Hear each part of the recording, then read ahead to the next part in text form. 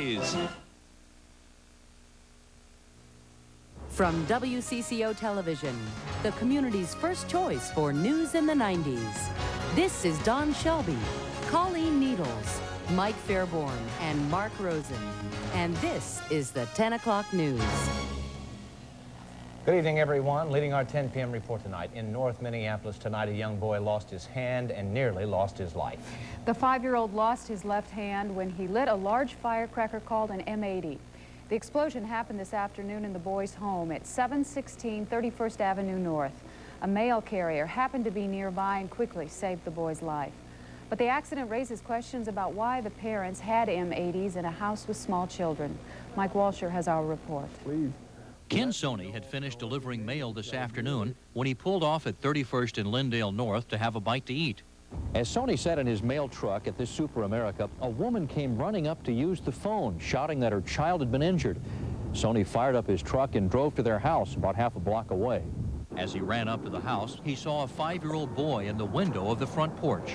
Here this little guy was sitting there standing, his hand's gone, bleeding, and bouncing the remains of what was there on the window. I went, oh, Jesus, you know. Sony says he grabbed a rag and tried to stop the bleeding. He applied pressure to the boy's arm to reduce the flow of blood. He kept on asking me, he says, can you put my fingers back on, you know?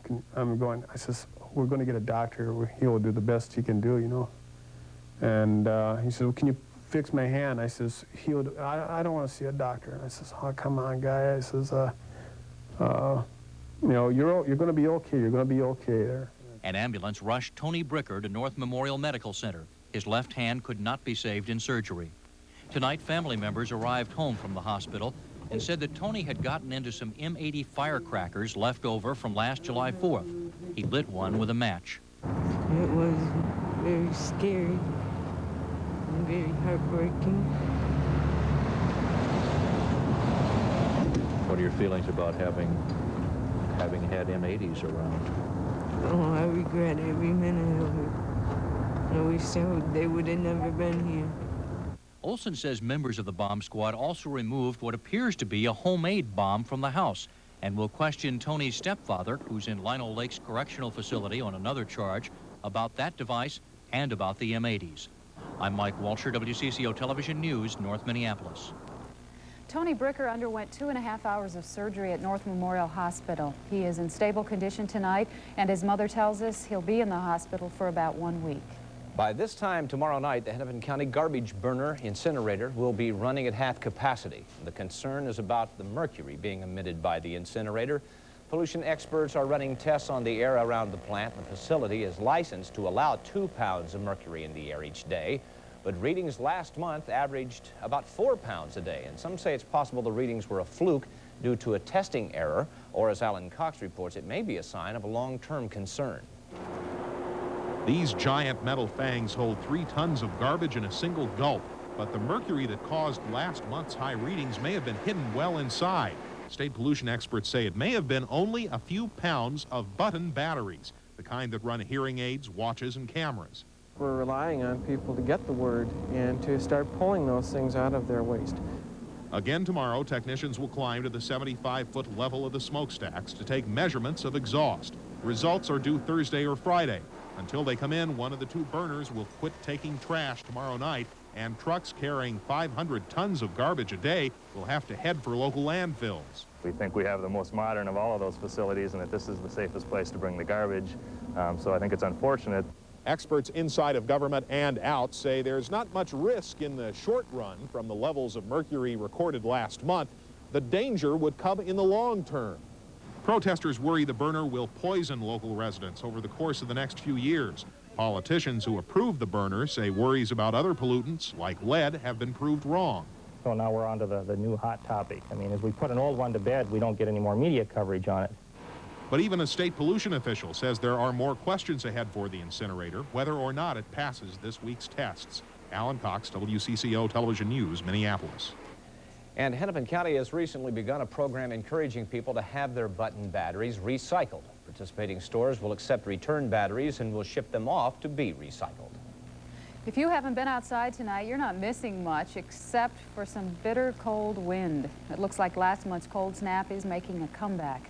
Matt Balo is here to tell us why we may need to leave the house a little earlier tomorrow morning. Matt? Well, Colleen, the wind we have outside right now is rather breezy, but it's going to be much windier by tomorrow morning as the leading edge of some Arctic air starts to make its way across the Twin Cities. Should be right around the morning rush hour drive.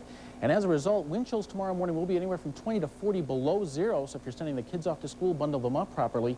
And while tomorrow we're not looking for significantly lower than normal temperatures or a lot of snow from this storm system, it's going to be a real change over the past month, and temperatures are going to feel considerably different. Winter is back, as you mentioned. I'll tell you more about this developing storm later in this half hour. Colleen? Okay, we'll see you then, Matt. Tonight, one of the men expected to run for governor this year is out of the race. Senate Majority Leader Roger Moe announced today he thought he could beat Governor Perpich and challenger Michael Hatch in primary, but he said that it would have been a very dirty battle. To unseat an incumbent governor of your own party, especially one you agree with on most issues, requires an intensely negative, personal, and emotional campaign. Tonight, we asked our government reporter Pat Kessler to examine how this could affect the choice we have for a DFL candidate in November. Moe's departure leaves just two Democrats in the race, Governor Rudy Perpich, of course, and former Commerce Commissioner Mike Hatch. Those two will take their fight to the DFL endorsing convention this summer. The governor's campaign spokesman says it's too early to tell just where Moe's support will go, but party insiders predict a bitter fight over abortion. Like Roger Moe, Mike Hatch favors abortion rights. The governor, on the other hand, calls himself anti-abortion and may have to modify his stand to win endorsement. Meanwhile, Democrats are nervous about the governor's low approval rating in a WCCO Pioneer Press Dispatch poll, which also found 62% of Minnesotans don't want Perpich to run again. As for Moe, well, he refused today to endorse Perpich, nor would he rule out jumping back in the race if Perpich quits. Pat Kessler, WCCO Television News. Moe says his decision not to run for governor gives him more freedom to disagree with Governor Perpich during the 1990 legislative session without critics charging that he's playing politics. Now in national and world news, the nation's budget for fiscal 1991 is out, and among the losers in the Bush administration budget proposal, farm programs, daycare, and the school lunch program, they'd all be cut under the plan. Winners include the space program, the war on drugs, programs to plant more trees, rejuvenation of the Head Start program, and help to research AIDS. The blue-bound budget released today weighs 5 pounds and contains plans to spend $1.2 trillion. Tomorrow, the trial of the captain of the Exxon Valdez will continue. You may remember the ship ran aground March 24th last year, spilling 11 million gallons of oil. And the man who ruled East Germany for 18 years now faces a charge of treason. Erich Honecker and 3 members of his Politburo will go on trial in March. Ellie. Tonight, there are questions about corruption in Minnesota's charitable gambling businesses. At a hearing today, state lawmakers learned that few of the proceeds from pull tabs and other forms of charitable gambling really go to help charities. Charitable gambling is a nearly $1 billion a year industry in Minnesota, but according to a 1988 audit, only a fraction of the money goes to help others. There has been a failure on the part of the state to oversee gambling effectively. According to the audit, only 9% of the money goes to charitable groups.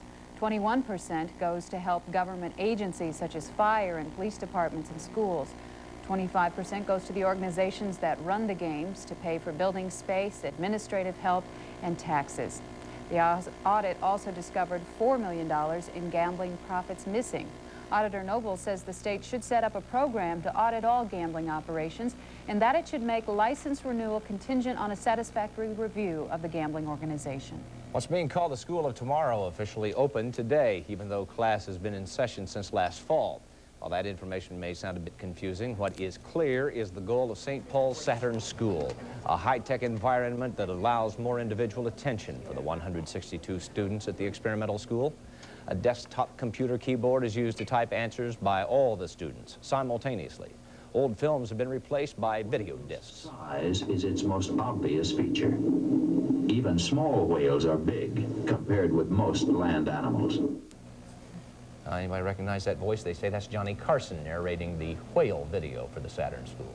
Sounded a bit like him. Just a bit like him. Well, still ahead, students and parents at another school are trying a bit of magic. After weather, see how they're trying to change soup labels into a school bus. And then in sports, see the Timberwolves' royal welcome for the Sacramento Kings. Then next in Dimension, the unwelcome increase in juvenile crime. We take you inside the juvenile system to see what happens to these kids and how their crime's life may not end there. This is the 10 o'clock news on Channel 4.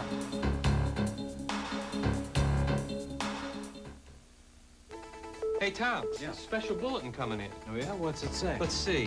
One-pass surface blend offers big benefits over two-pass incorporation. Preserves soil moisture. Yeah, saves topsoil, reduces compaction.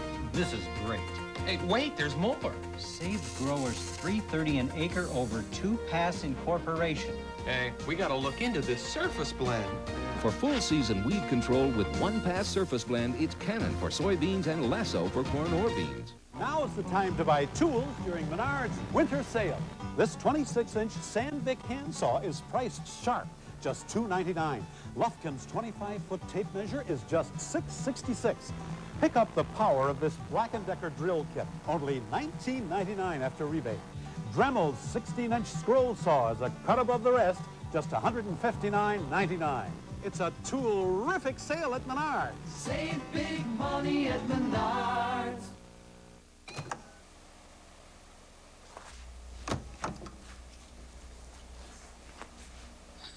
Red Baron.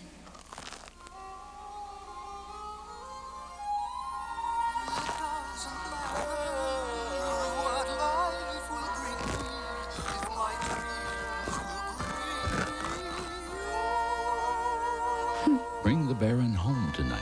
Red Baron Pizza microwave singles. Why settle for some boring, boxy family van? The incredible all-new 1990 Pontiac Transport van has arrived at your Pontiac Excitement dealers. Compare Transport's design, featuring revolutionary impact-resistant Endura body panels that resist dents and scratches. And compare Transport SE's value. It's sticker priced over $6,000 less than Chrysler's Town and Country van. And Pontiac guarantees excitement. Room for the family. Pontiac Excitement style. Test drive Transport at your Pontiac Excitement dealers now.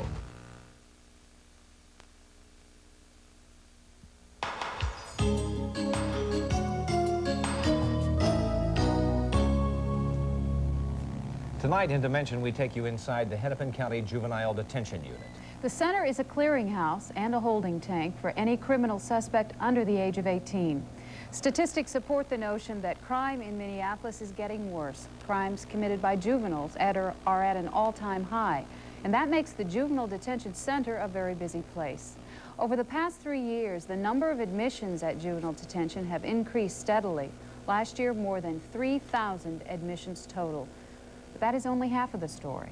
The crimes those juveniles are committing are more serious. Detention center workers say it was car theft, truancy, prostitution that brought kids to the facility in the past, but now they say it's drugs, guns, even murder. The harsher crimes by more criminals means a bigger challenge for those who operate juvenile detention. They walk a fine line between incarcerating dangerous criminals and caring for confused children.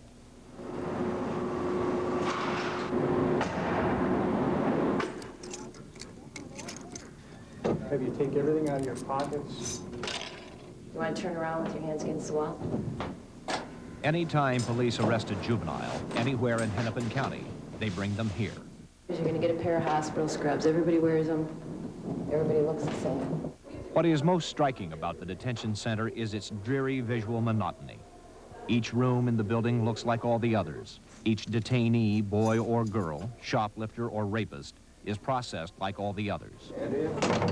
We've got an assault, a stolen vehicle, and another auto theft, narcotics, which is real common, narcotics and weapons. The different offenses are lumped together. Kids are separated only by age and sex. The center has 5 holding areas, all of them identically laid out. No barred windows, no heavily armed guards, but locks on every door and two-way monitors in every room. Yes. Lights out. Please. Please. Thank you. Thank you. Kids in detention spend only a few hours of the day locked in their narrow rooms. They have 2 hours of school instruction per day. They usually have at least 2 recreation periods. But there's still plenty of time spent doing nothing at all. Left to themselves, disturbed and lonely kids are at high risk of suicide. In fact, the bare walls, high ceilings, and constant surveillance are all aimed at suicide prevention. Used to be the chief function of security was preventing the juveniles from hurting themselves. But within the past 4 or 5 years, things have changed. The crimes are a lot more violent, and their attitude when they come in, too, is a lot more, they seem more calloused. Gentlemen, just to remember to keep your hands and stuff off the buttons in the elevator and off of the stuff in the hallway. The guards at the center say there's been a growing number of assaults on employees, but most of the time, they say you won't see these kids acting mean or acting scared. About 2/3 of them have been here before. Some will spend most of their teenage years in some kind of detention. Glenn Green has been here 8 times since he was 13. Now he's 17. 2 weeks ago, he pleaded guilty to committing murder during the course of a robbery. When you do crime, it takes, if you're a teenager, you don't want to rob your teenage years away, but it was too late for me. I'd like to have everybody's attention, please. I should be the only person talking. No more than 3 to a table. It is not the purpose of juvenile detention to rescue kids like Glenn before it's too late. This is, after all, just a jail, a way station between arrest and trial or between conviction and sentencing. But that doesn't mean the people who work here see themselves as nothing more than jailers. We treat them with respect. We treat them kindly.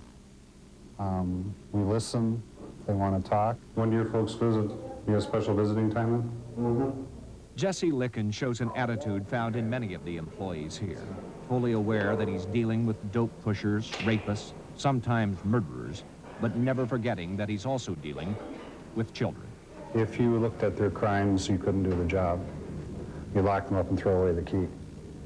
You just got to look at them as people and what they are now as opposed to what they did. All right, fellas, it's quiet time now. Get in your room, please, don't talk. There were no heartwarming stories of children whose lives were turned around by the people they met in juvenile detention. And workers here say they don't expect those kind of stories. But their attitude can sometimes make this place, dreary and monotonous as it is, more of a home than some of these kids will ever find anyplace else. We hold them accountable, but we show them kindness and in some instances love, and that's a lot of times the only place they get that. And they say no one has any hard and fast answer to why juvenile crime is getting more frequent and more violent. But the people who work in the detention unit say the growth of teenage gangs has a lot to do with it. The gangs of organized drug dealing into a big money business. To protect that business, kids have no trouble getting weapons, and according to the workers, no hesitation about using them.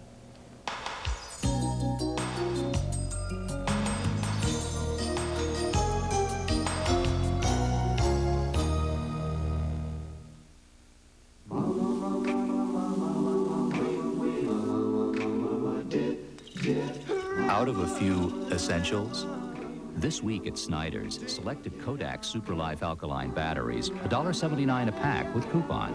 2 ounces of Neutrogena Norwegian Formula hand cream, just $2.99, and 12 ounces of Planters mixed nuts at just $2.99. So next time you run out of something important, run into Snyder's.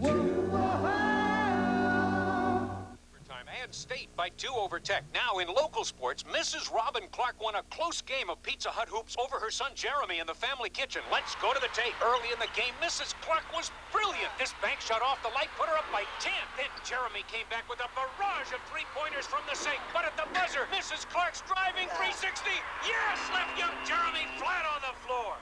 Little one-on-one. While supplies last, pick up your Pizza Hut WCCO TV mini hoop at participating Pizza Hut restaurants. His parishioners are the unwanted children of America. In a city of few heroes, he stands as a beacon of hope, the priest to runaways. But there is a Judas among his flock. A former male prostitute has smeared a good man with ugly accusations. I felt like I was his personal prostitute. On Inside Edition, an exclusive interview with Father Ritter, the folk hero priest of Covenant House. Inside Edition, Monday night at 10:35 on Channel 4.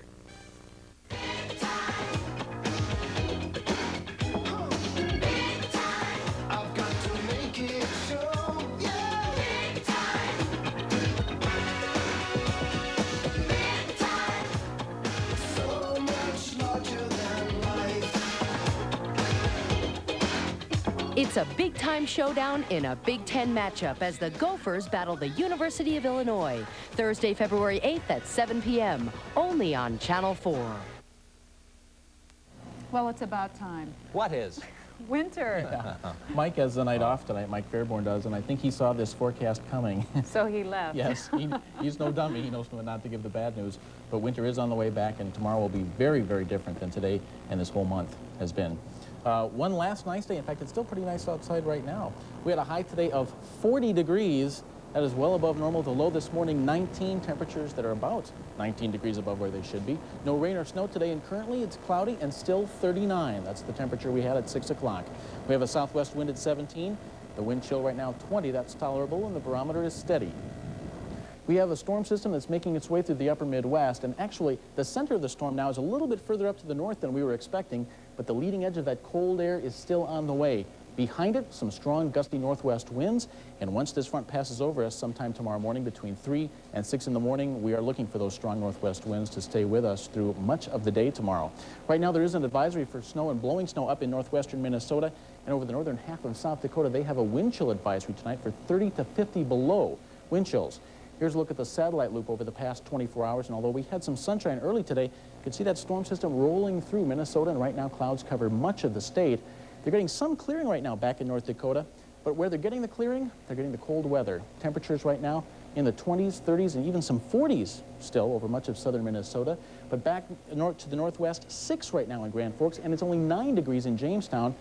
That's where our weather is coming from. And where they have the cold weather, they've got the wind as well, and wind chills there are between 30 and 40 degrees below zero. So we are expecting to have those wind chills as early as tomorrow morning, and wind chills throughout much of the morning and the early afternoon should be below zero, so be sure to bundle up tomorrow again. Tomorrow is going to be very different than it has been all month. This storm system is not going to be a big weather maker as far as precipitation goes. We might get some flurries out of it. They have had some heavy snow back towards the northeast, between 4 and 9 inches of snow. That's where the real winter is right now out to the northeast, and some summer-like weather down in the southeast. Blythe, Georgia, had a tornado today, injured 6 people and damaged 7 mobile homes. And the next real chance for some snowfall here isn't going to be until Wednesday.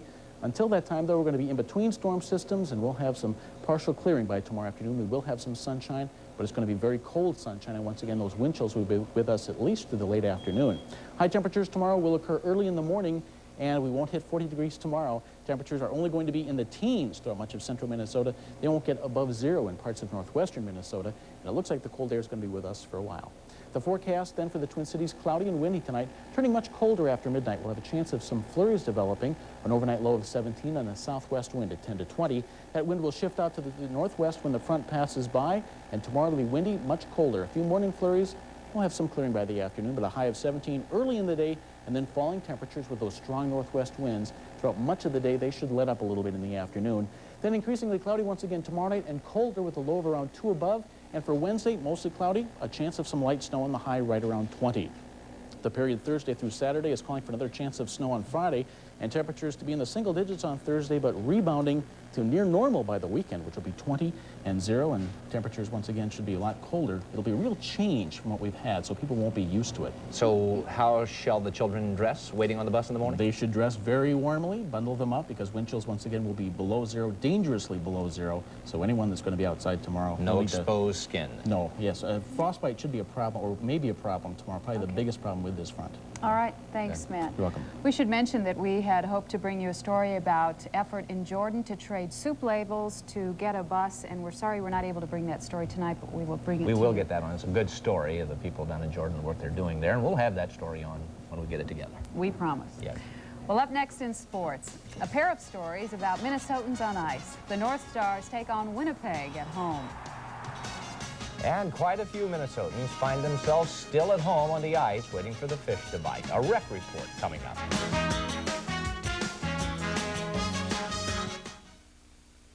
Welcome to the U.S. West Cellular time trials. To prove that mobile phone service from U.S. West Cellular actually buys you time, we're having 2 identical businessmen race to reach their anxious customer, Gwendolyn, at her desk. And the best time wins. Ready, set, go. Hello, Gwendolyn. We have a winner. Proof that with U.S. West Cellular, what you're really buying is time. U.S. West Cellular, making the most of your time. winning the Northland over. Business has taught me a lot about value. No sense in spending a lot of money on something that's not going to last you down the road. Take my new car. There's a lot of hype about new family sedans this year, but I bought myself a proven winner. Ford Taurus. Great looking, room for my family, and my Ford dealer saved me hundreds on options like cassette player and power windows. Now get cash back or 4.8 financing on Taurus. Best Buy is changing people's minds about high computer prices by lowering them. Save over $200 on this Packard Bell 286 IBM AT compatible model with hard drive and multi-application Microsoft Works integrated software. Just $997. Or save over $100 on this Packard Bell IBM XT compatible model with a 40 meg hard drive. Just $797. Whichever you choose, you're going to save some money at Best Buy. Great news! Now you can enjoy your favorite pizza at your favorite place, home. Because now Pizza Hut delivers. You're just a phone call away from all those abundant toppings, 2 layers of cheese, and now delivered right to your door. Come on, what are you waiting for? Why is everybody always picking on me? Why? Because when you call Pizza Hut Delivery, you can get a pepperoni lovers pizza for just $8.99, or 2 for a paltry $4 more. And at this particularly low price, who can resist picking?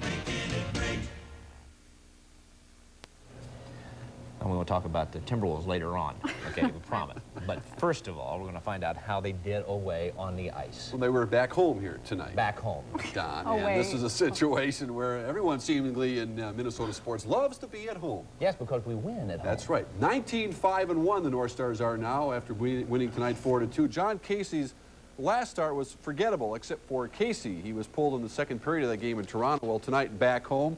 Casey was right at home once again. Winnipeg had only 3 shots in the first period, but this one by Dale Howardchuk tested Casey. He passed.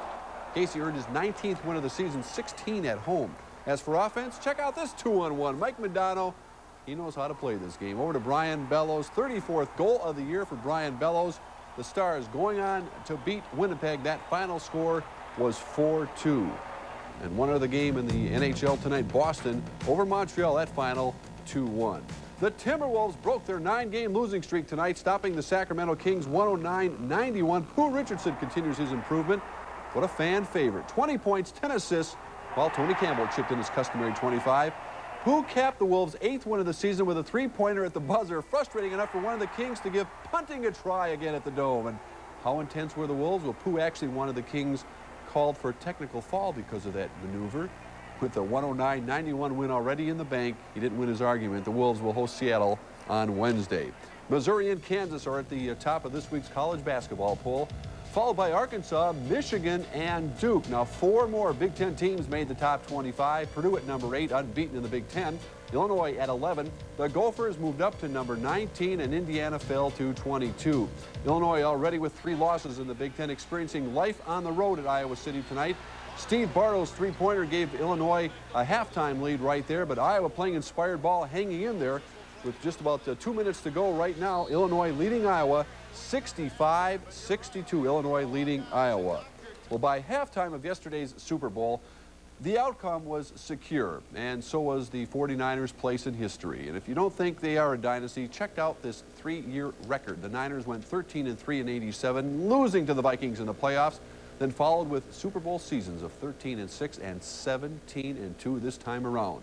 With a 3-year record of 43-11, the San Francisco 49ers definitely qualify as a dynasty, especially in this day and age. They also qualify as a group of happy people. Owner Eddie DiBartolo, Coach George Seifert, and MVP Joe Montana led today's victory parade through the streets of San Francisco. And are they ever getting used to this scene? 4 times now. The Niners are making a habit of this. In fact, they were more chance of three-peat than we're number 1 today in the Bay Area. They're coming back at it again next year. And coming up next, Ralph John Fritz with an icy antidote to Super Bowl boredom on this week's Rec Report.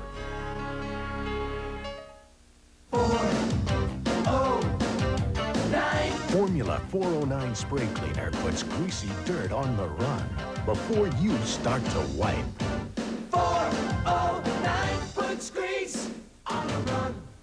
Them lemons they roll, them lemons they bounce. I even seen a lemon drop. Them lemons smell so fresh and pretty, like lemon fresh Clorox, them lemon smells so fresh and pretty. Lemon fresh Clorox bleach. This body, it's the only one I've got. And I do my best to take care of it. But hey, I'm no movie star. No way can I always stay on the perfect diet or stick with the perfect workout program. I used to go around feeling guilty, but now I reach for nature-made vitamins. That way, I know I'm doing all I can to stay healthy. After all, I've got more to take care of than just me. It's the year-long statewide celebration. Get involved and do it today.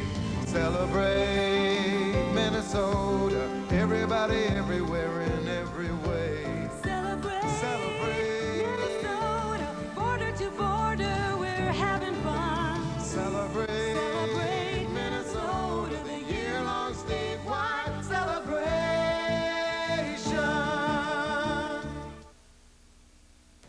With Super Bowl 24 now 24 hours old, Ralph John Fritz takes time to reflect and look for something a little more exciting in this week's Rec Report. Roger Craig's one-yard touchdown made it 55-10 for the 49ers over Denver and capped another boredom bowl.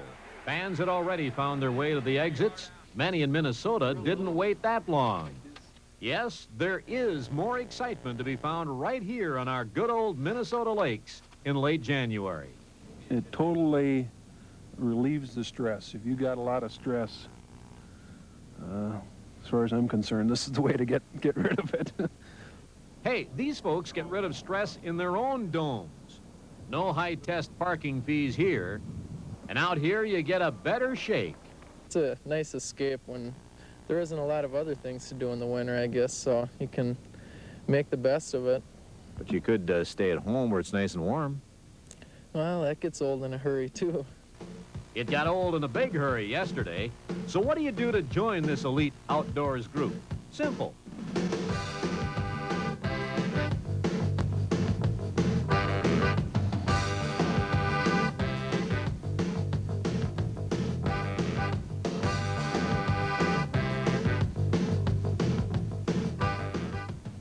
Well, that's it. So from my house to your house, may all your fish be world records.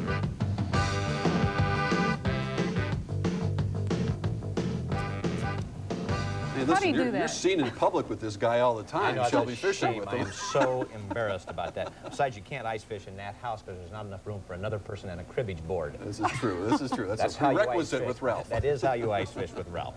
All right. Thank you very much. Okay. That'll do it for tonight. Thanks for joining us, everyone. Good night. Good night.